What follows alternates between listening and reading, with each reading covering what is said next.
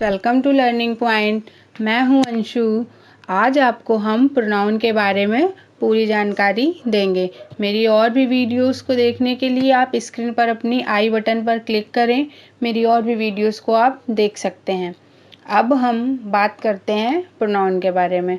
Pronoun, उसके कुछ rules बताएंगे। टाइप्स ऑफ प्रोनाउन, प्रोनाउन कितने प्रकार के होते हैं और उसके कुछ एग्जाम्पल्स बताएंगे। तो सबसे पहले हम प्रोनाउन की डिफिनीशन जान लेते हैं कि प्रोनाउन की डिफिनीशन क्या होती है। Pronoun means for a noun, या फिर a pronoun is word used instead of a noun. इसका हिंदी मतलब ये है, नीचे लिखा हुआ है हिंदी में भी, कि नाउन के बदले प्रयुक्त होने वाले शब्दों को हम प्रोनाउन कहते हैं।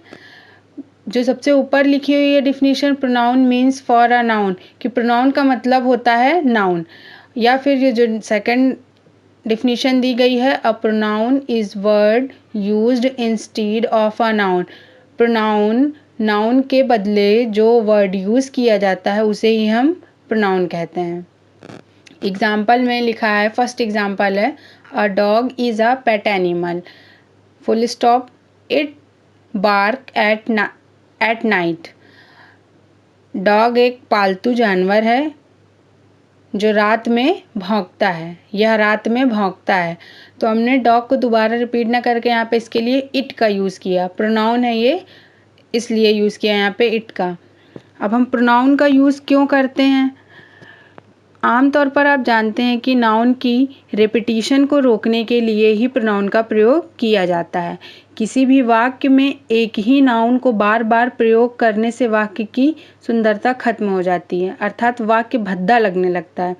तो इसका यही मेन रीज़न है कि हम नाउन के बदले प्रोनाउन का प्रयोग करते हैं। नीचे एग्जाम्पल, एक सेकंड एग्जाम्पल दिया है, Seema is a beautiful girl. Seema एक सुंदर लड़की है। She lives with her husband, वो अपने हस्बैंड के साथ रहती है। तो हमने यहाँ पर सी यूज़ किया, सीमा के लिए प्रोनाउन सी यूज़ किया। दोबारा से हमने सीमा नहीं यूज़ किया, क्योंकि अगर दोबारा से हम बोलते कि Seema is a beautiful girl, Seema lives with her husband, तो ये वाक्य, ये सेंटेंस थोड़ा अटपटा सा लग रहा है। अब हम काइंड्स ऑफ प्रोनाउन के बारे में जानेंगे कि ये कितने प्रकार के होते हैं और कौन कौन से होते हैं। तो फर्स्ट है पर्सनल प्रोनाउन, जिसको हम हिंदी में कहते हैं पुरुषवाचक सर्वनाम। सेकंड है पजेसिव प्रोनाउन, जिसको हिंदी में कहते हैं अधिकारवाचक सर्वनाम। थर्ड है डिमॉन्स्ट्रेटिव प्रोनाउन, जिसको हम कहते हैं हिंदी में संकेतवाचक सर्वनाम। फोर्थ है डिस्ट्रीब्यूटिव प्रोनाउन, जिसको हम कहते हैं व्यष्टिवाचक सर्वनाम। फिफ्थ है रेसिप्रोकल प्रोनाउन, जिसको हम कहते हैं पारस्परिक संबंधवाचक सर्वनाम। सिक्स है रिफ्लेक्सिव प्रोनाउन, जिसे हम कहते हैं निजवाचक सर्वनाम। सेवेंथ है इम्फेटिक और इम्फेसाइजिंग प्रोनाउन, जिसे हम कहते हैं दबाव सूचक सर्वनाम। एट्थ है इंडेफिनिट प्रोनाउन, हिंदी में इसे कहते हैं अनिश्चयवाचक सर्वनाम। नाइन्थ है रिलेटिव प्रोनाउन, हिंदी में कहते हैं संबंधवाचक सर्वनाम। टेंथ है इंट्रोगेटिव प्रोनाउन, प्रश्नवाचक सर्वनाम। 11th है सबसे लास्ट एक्सक्लामेटरी प्रोनाउन, जिसे हम कहते हैं विस्मयादिबोधक सर्वनाम। अब एक एक करके हम सभी को सबकी डिटेल पढ़ लेंगे कि क्या है पर्सनल प्रोनाउन, एक एक करके सभी को। तो सबसे पहले फर्स्ट हम देखते हैं पर्सनल प्रोनाउन। तो पर्सनल प्रोनाउन वे प्रोनाउन जो तीनों पर्सन, जैसे first person, second person, third person में प्रयुक्त होते हैं, उन्हें ही हम पर्सनल प्रोनाउन कहते हैं। फर्स्ट पर्सन का क्या मतलब है? फर्स्ट पर्सन में दो होंगे, सिंगुलर होगा एक जब हम सिंगुलर नंबर के लिए यूज़ करेंगे, और एक जब होगा जब हम प्लूरल नंबर के लिए यूज़ करेंगे। तो फर्स्ट पर्सन जब सिंगुलर होगा तो हम आई यूज़ करेंगे, अगर प्लूरल होगा तो वी यूज़ करेंगे। सेकंड पर्सन में अगर सिंगुलर होगा तो यू यूज़ करेंगे, और प्लूरल में यू को हम यू ही यूज़ करते हैं, इसमें कोई चेंज नहीं होता है, नो चेंज। तो सिंगुलर में भी वही यूज़ करेंगे और प्लूरल में भी वही यूज़ करेंगे। अब थर्ड पर्सन है ही सी इट, तो ही शी इट में हम सिंगुलर में ही सी इट का यूज़ करेंगे, जब इसका प्लूरल में यूज़ करेंगे तो दे यूज़ करेंगे। सभी की टेबल दी गई है कि ये nominative case, objective case, possessive adjective और पजेसिव प्रोनाउन में क्या क्या इसके चेंजेस होते हैं। तो जब सबसे पहले नंबर लिखा हुआ है, सिंगुलर है, प्लूरल है, उसके बाद नॉमिनेटिव केस है, ऑब्जेक्टिव केस है, तो जब सिंगुलर नॉमिनेटिव केस आई रहेगा तो वो ऑब्जेक्टिव केस में मी यूज़ होगा और पजेसिव एडजेक्टिव में माई यूज़ होगा और पजेसिव प्रोनाउन में माइन यूज़ होगा। उसी तरह जब प्लूरल में हम वी का यूज़ करेंगे, फर्स्ट पर्सन प्रोनाउन में जब प्लूरल वी यूज़ करेंगे तो वी का ऑब्जेक्टिव केस अस हो जाएगा और पजेसिव एडजेक्टिव आवर हो जाएगा, पजेसिव प्रोनाउन आवर्स हो जाएगा। इस तरह टेबल ऑफ सेकंड पर्सन की दी गई है। सबसे पहले नंबर दिया है, nominative case, objective case, possessive adjective और पजेसिव प्रोनाउन। तो नंबर में सिंगुलर और प्लूरल दो ही होते हैं। यू को हम ऑब्जेक्टिव केस में यू ही यूज़ करेंगे, पजेसिव एडजेक्टिव में योर यूज़ करेंगे और पजेसिव प्रोनाउन में योर्स यूज़ करेंगे। प्लूरल में नॉमिनेटिव केस में यू ही रहता है, कोई चेंज नहीं होता है। ऑब्जेक्टिव केस में भी यू ही यूज़ करेंगे, पजेसिव एडजेक्टिव में योर यूज़ करेंगे और पजेसिव प्रोनाउन में योर्स यूज़ करेंगे। अब टेबल ऑफ थर्ड पर्सन देखते हैं। टेबल ऑफ थर्ड पर्सन में सिंगुलर प्लूरल इसमें भी है। तो सबसे पहले जब नॉमिनेटिव केस में सिंगुलर रहता है ही सी इट, तो ही का जब ऑब्जेक्टिव केस में चेंज करेंगे तो हिम हो जाएगा, शी का ऑब्जेक्टिव केस हर हो जाएगा, इट का ऑब्जेक्टिव केस इट ही रहेगा।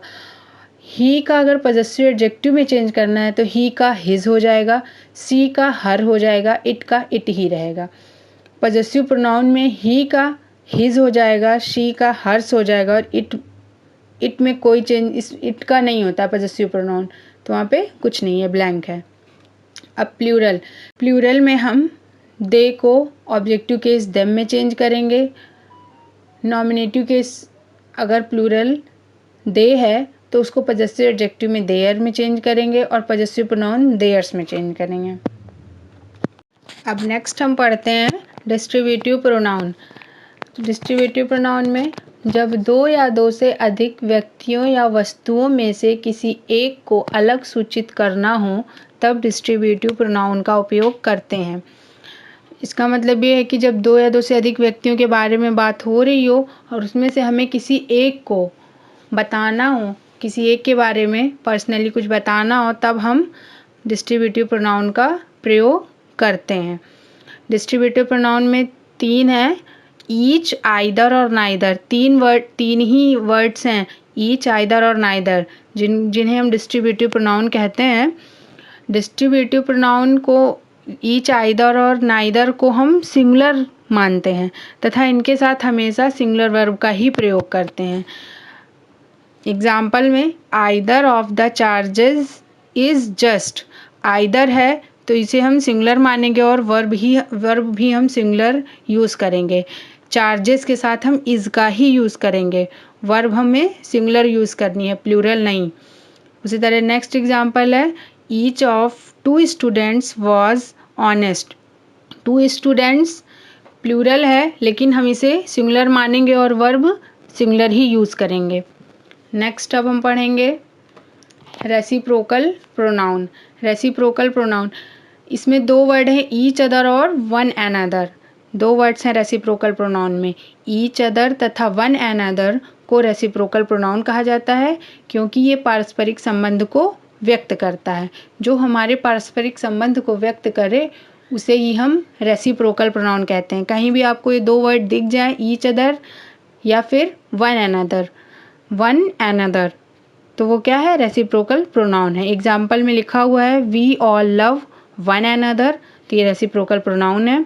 नेक्स्ट एग्जाम्पल है the two girls love each other, ये भी रेसिप्रोकल प्रोनाउन है।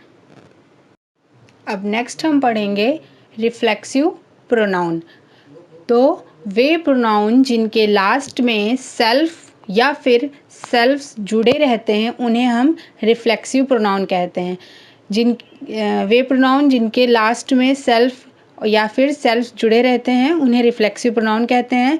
जैसे कुछ एग्जाम्पल हैं, myself, ourselves, yourselves, himself, herself, itself, them सेल्फ्स।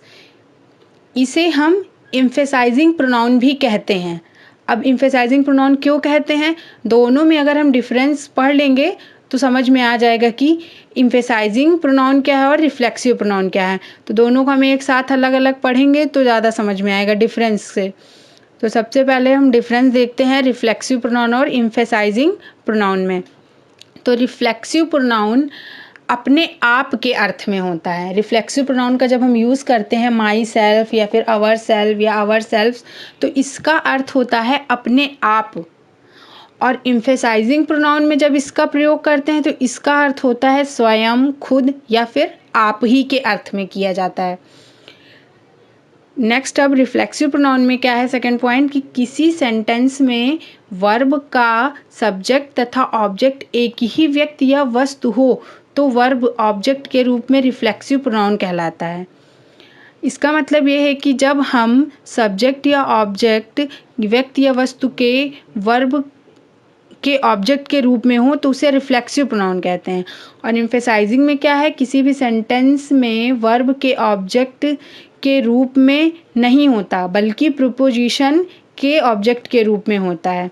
यहाँ पर हमारा वर्ब के ऑब्जेक्ट के रूप में नहीं, इसमें हमने बताया कि वर्ब के ऑब्जेक्ट के रूप में होता है, जो वर्ब होती है उसके ऑब्जेक्ट, जैसे राम रियून्ड हिमसेल्फ, तो इसका मतलब ये है कि राम ने अपने आप को बर्बाद कर लिया। तो इसमें हम जो ऑब्जेक्ट यूज़ कर रहे हैं वो एज अ वर्ब के साथ, वर्ब के ऑब्जेक्ट के रूप में कर रहे हैं। और यहाँ पे क्या है, एम्फेसाइजिंग प्रोनाउन में हम यहाँ पे जो ऑब्जेक्ट यूज़ करेंगे वो वर्ब के ऑब्जेक्ट के रूप में नहीं यूज़ करेंगे, उसे एज अ प्रीपोजिशन यूज़ करेंगे। तो यहाँ पे ये क्या हो जाएगा, एम्फेसाइजिंग प्रोनाउन हो जाएगा। हम रिफ्लेक्सिव प्रोनाउन में हिमसेल्फ को एज अ वर्ब के ऑब्जेक्ट के रूप में यूज़ करेंगे तो रिफ्लेक्सिव प्रोनाउन होगा। और एम्फेसाइजिंग प्रोनाउन में जब हम हिमसेल्फ को एज अ प्रीपोजिशन यूज़ करेंगे ऑब्जेक्ट में तो वहाँ पर एम्फेसाइजिंग प्रोनाउन हो जाएगा। नेक्स्ट, अब हम पढ़ेंगे डिमॉन्स्ट्रेटिव प्रोनाउन। तो वे प्रोनाउन जो व्यक्तियों या वस्तुओं को प्रदर्शित करने के लिए होता है उसे हम डिमॉन्स्ट्रेटिव प्रोनाउन कहते हैं, जैसे this, that, these, those, such, the same. एक नोट है, नीचे लिखा है, यदि इनका प्रयोग नाउन के पहले होता तो इसे डिमॉन्स्ट्रेटिव एडजेक्टिव कहा जाता है। हम this, that, these, those, such, the same का यूज़ हम प्रोनाउन एज अ प्रोनाउन करते हैं, लेकिन अगर इसका दिस, दैट, दीज, दोज का यूज़ अगर नाउन के पहले होगा तो इसे हम डिमॉन्स्ट्रेटिव एडजेक्टिव कहेंगे। यहाँ पे हम डिमॉन्स्ट्रेटिव प्रोनाउन का एग्जाम्पल नीचे लिखा हुआ है, दिस इज़ अ पेन, यह एक पेन है, दैट इज़ अ बुक, यह एक बुक है। तो ये हमारा डिमॉन्स्ट्रेटिव प्रोनाउन है। अगर दिस नाउन के पहले होता तो हम इसे डिमॉन्स्ट्रेटिव एडजेक्टिव कहते हैं। नेक्स्ट, अब हम पढ़ेंगे इंडेफिनिट प्रोनाउन। इंडेफिनिट का मतलब ही होता है अनिश्चय, जिसमें कुछ निश्चित ना हो। तो वे प्रोनाउन जो अनिश्चित व्यक्ति या वस्तु का बोध कराते हैं उन्हें हम इंडेफिनिट प्रोनाउन कहते हैं। इसमें बहुत सारे वर्ड हैं, ये वर्ड्स आप लर्न कर लो। ये वर्ड्स जहाँ भी दिखेंगे तो वो क्या है, इंडेफिनिट प्रोनाउन है। वर्ड्स हैं everybody, somebody, nobody, anybody, everyone, someone, no one, anyone, everything, something, nothing, anything, all, some, both, any, most, enough, few, many, none, little, one, other, others। ये सारे वर्ड्स जो हैं ये इंडेफिनिट प्रोनाउन के ही हैं। ये आपको वर्ड्स अगर किसी भी सेंटेंस में दिखते हैं तो वो क्या है, इंडेफिनिट प्रोनाउन है। एग्जाम्पल है इसका, all that glitters is not gold। Next example है, few were hurt, many escaped। अब हम नेक्स्ट पढ़ेंगे रिलेटिव प्रोनाउन।